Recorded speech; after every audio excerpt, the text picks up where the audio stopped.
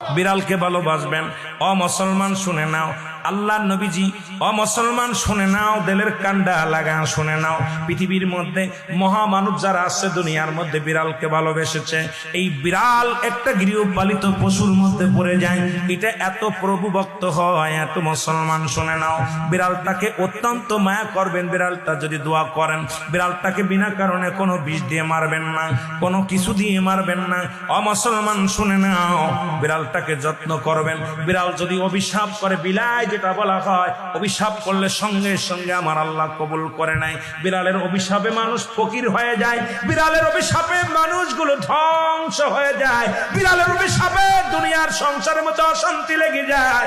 বিড়ালকে ভালোবাসলে, ও মুসলমান শুনে নেও, এই বিলাইকে ভালোবাসলে, বিলাই যদি দোয়া করে, বিলার দোয়ায় আল্লাহ দরবারে অনেক ফায়দা লুটতে পারবেন। জোরে জোরে চিল্লায় বলা যাবে না।